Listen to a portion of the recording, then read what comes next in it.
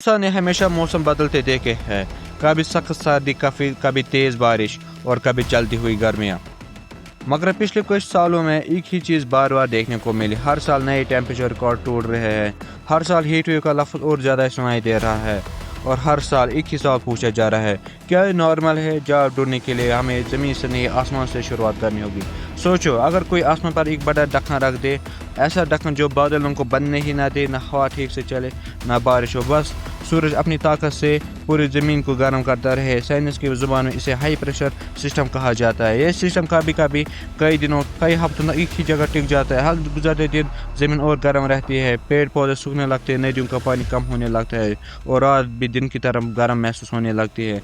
इसी लम्हे एक आम गर्मी हीट वेव में बदल जाती है। लेकिन यहाँ एक और सवाल पैदा होता है, अगर हाई प्रेशर सिस्टम पहले भी था, तो आज हीट वेव इतनी ज़्यादा खतरनाक क्यों नजर आ रही है? इस सवाल का जवाब ढूंढने के लिए साइंटिस्ट ने पिछले कई सालों का डाटा देखा। उन्होंने टेम्परेचर रिकॉर्ड्स का मुकाबला किया, एटमॉस्फेयर का जायजा लिया, और एक बात सामने आई, धरती का एवरेज टेम्परेचर धीरे धीरे बढ़ रहा है। रिसर्च के मुताबिक कोल, ऑयल और गैस जलाने से कार्बन डाइऑक्साइड और दूसरी ग्रीन हाउस गैसेज एटमॉस्फेयर में जमा होती रहती है।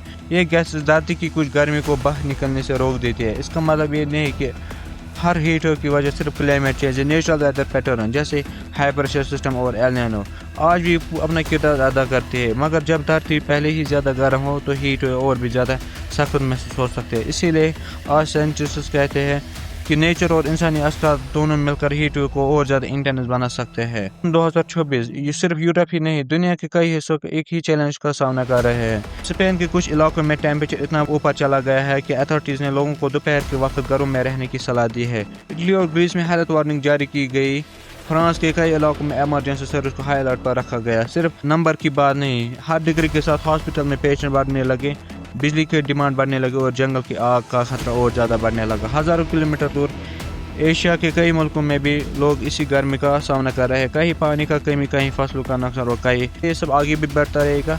साइंटिस्ट फ्यूचर को यकीन के साथ प्रिडिक्ट नहीं करते, लेकिन कंप्यूटर मॉडल की मदद से वो मुमकिन सिनेरियो ज़रूर बताते हैं, और उन मॉडल का इशारा एक ही तरफ था।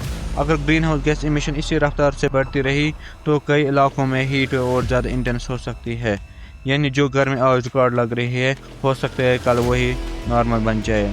इसको लोग साइलेंट किलर का नाम भी देते हैं, क्योंकि ये इंसान को आहिस्ता आहिस्ता जान निकाल देते हैं। इसका मतलब ये नहीं है कि पूरी दुनिया हर वक्त जलती रहेगी, बल्कि एक्सट्रीम हीट इवेंट कई जगहों पर पहले से ज़्यादा कॉमन हो सकती है। इसीलिए दुनिया भर के साइंटिस्ट, गवर्नमेंट और इन्वायरमेंट एक्सपर्ट इसी मसले को अहमियत देते हैं। ये सवाल अक्सर पूछा जाता है, क्या सब कुछ ख़त्म हो चुका है? जवाब है नहीं। धरती ने इससे पहले बहुत सी तब्दीलियाँ देखी है, और इंसान के पास आज पहले से ज़्यादा इल्म है। रिन्यूएबल एनर्जी, बेहतर सिटी प्लानिंग, ज़्यादा दरख्त, और ग्रीन हाउस गैसेस इमिशन में कमी, ये सब चीज़ें मुस्तकबिल को बेहतर बना सकती है।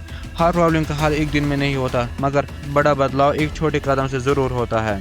हीट वेव सिर्फ एक वेदर इवेंट नहीं, ये एक याद दहानी है कि धरती एक जिंदा निज़ाम है, और जो फैसले हम आज करते हैं, उनका सिर्फ हम पर असर नहीं, आने वाले नस्लों पर भी पड़ता है।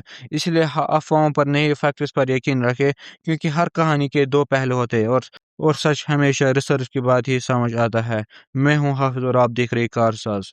अगर आपको ये डॉक्यूमेंट्री अच्छी लगे, तो चैनल को सब्सक्राइब करना और लाइक करना।